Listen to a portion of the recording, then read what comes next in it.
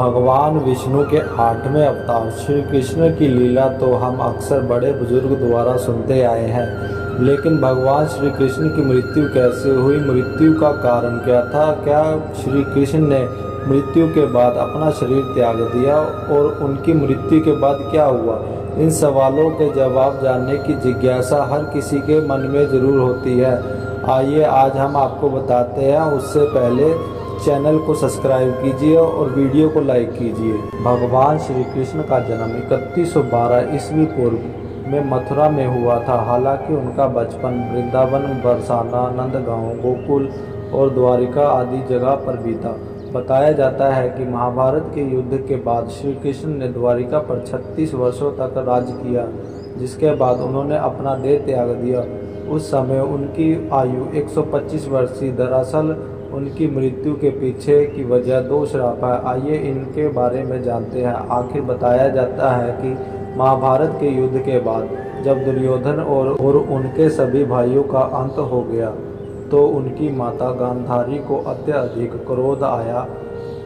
अपने बेटे के शव के शोक व्यतीत करते हुए रणभूमि पर गांधारी ने श्री कृष्ण को 36 वर्ष के बाद मृत्यु का श्राप दे दिया।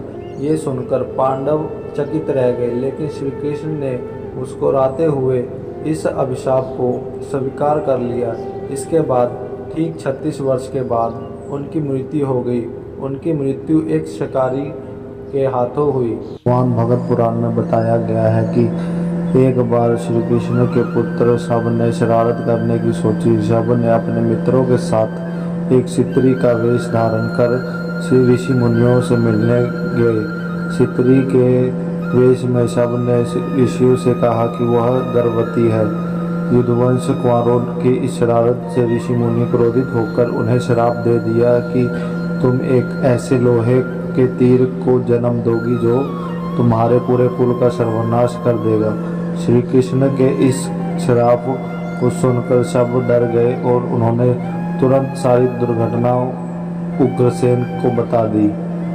श्राप से छुटकारा पाने के लिए उग्रसेन ने सबसे कहा कि एक तीर चरण बनाकर प्रभास नदी में प्रवाहित कर दो, जिसके बाद सब ने वही किया।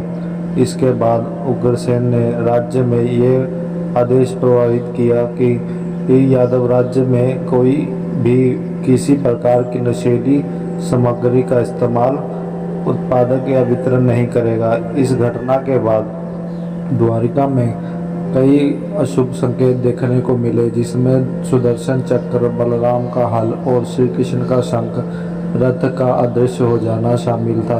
धीरे धीरे अपराधियों और पापों में बढ़ोतरी होने लगी। एक दिन सभी नागरिक वासी मदिरा के नशे में चूर हो गए और आपस में लड़ने मरने लगे। इस तरह सभी आपस में लड़कर मर गए।